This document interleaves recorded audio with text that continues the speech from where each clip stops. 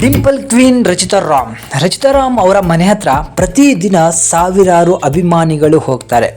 ಅಲ್ಲಿ ಕೆಲವರು ಸಹಾಯ ಕೇಳ್ಕೊಂಡು ಹೋಗ್ತಾರೆ, ಕೆಲವರು ತನ್ನ ಮಕ್ಕಳನ್ನ ಕರ್ಕೊಂಡು ಹೋಗ್ತಾರೆ, ಕೆಲವರು ರಚಿತಾ ರಾಮ್ನನ್ನ ಒಂದ್ಸಲಿನಾದ್ರು ನೋಡ್ಬೇಕಲ್ಲ ಅಂತ ಹೇಳಿ ಹೋಗ್ತಾರೆ. ಬಂದವರೆಲ್ರಿಗೂ ಕೂಡ ಪ್ರೀತಿಯಿಂದ ಮಾತಾಡಿಸುವಂತಹ ರಚಿತಾ ರಾಮ್ ಸಹಾಯ ಕೇಳ್ಕೊಂಡು ಬಂದವರಿಗೆ ಸಹಾಯನೂ ಕೂಡ ಮಾಡ್ತಾರೆ.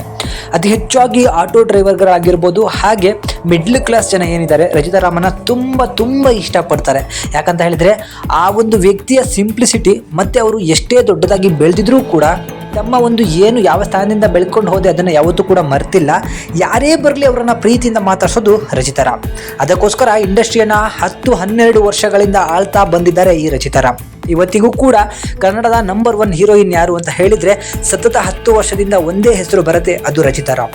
ಹೌದು, ಈ ರಚಿತಾ ರಾಮ್ನ ಒಂದು ವಿಡಿಯೋ ಈಗ ಸಿಕ್ಕಾಪಟ್ಟೆ ವೈರಲ್ ಆಗ್ತಾ ಇದೆ. ಅದೇನಂತ ಹೇಳಿದರೆ ರಚಿತಾ ರಾಮ್ರನ್ನ ನೋಡಲಿಕ್ಕೆ ಒಂದು ಕುಟುಂಬ ಅವರ ಮನೆ ಹತ್ರ ಹೋಗಿರುತ್ತೆ. ಅದಕ್ಕೂ ಕೂಡ ರಚಿತಾ ರಾಮ್ಗೆ ಸಿಕ್ಕಾಪಟ್ಟೆ ಪರಿಚಯ ಇರುವಂಥ ವ್ಯಕ್ತಿ ಅವ್ರನ್ನ ಕರ್ಕೊಂಡು ಹೋಗಿರ್ತಾರೆ.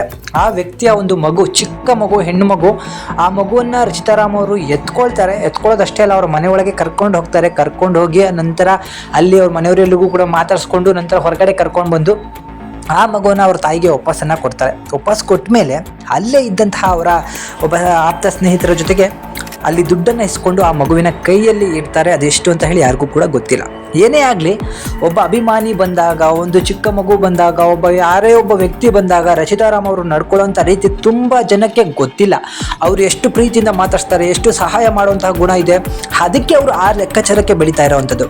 ರಚಿತಾ ರಾಮ್ ಅವರ ಈಗ ಅಯೋಗ್ಯ ಸಿನಿಮಾನೂ ಕೂಡ ರಿಲೀಸ್ ಆಗಿದೆ. ಈ ವೇಳೆ ಅವರ ಹಲವಾರು ಸಿನಿಮಾಗಳು ಇನ್ನೇನು ಮುಂದಿನ ದಿನಗಳಲ್ಲೂ ಕೂಡ ಬರುತ್ತೆ. ರಚಿತಾ ರಾಮ್ಗೆ ತುಂಬ ಒಳ್ಳೆಯದಾಗಲಿ, ಇಂಡಸ್ಟ್ರಿಯನ್ನು ಇದೇ ರೀತಿಯಲ್ಲಿ ಇನ್ನೂ 10 ವರ್ಷಗಳ ಕಾಲ ಆಡಲಿ ಅಂತ ಹೇಳಿ ನಾವು ಈ ವಿಡಿಯೋ ಮೂಲಕ ತಿಳಿಸ್ತೀವಿ. ರಚಿತಾ ರಾಮ್ ಅವರ ಬಗ್ಗೆ ನಿಮಗೇನಾದರೂ ಕೂಡ ಇಂಟ್ರೆಸ್ಟಿಂಗ್ ಮಾಹಿತಿಗಳು ಗೊತ್ತಿದ್ದರೆ ದಯವಿಟ್ಟು ಕಮೆಂಟ್ ಮುಖಾಂತರ ತಿಳಿಸಿ. ಹಾಗೂ ರಚಿತಾ ರಾಮ್ ಅಭಿಮಾನಿಗಳು ಯಾರ್ಯಾರು ಈ ವಿಡಿಯೋನ ನೋಡಿದರೆ ಲವ್ ಯು ರಚ್ಚು ಅಂತ ಹೇಳಿ ಕಮೆಂಟ್ ಮುಖಾಂತರ ತಿಳಿಸಿ.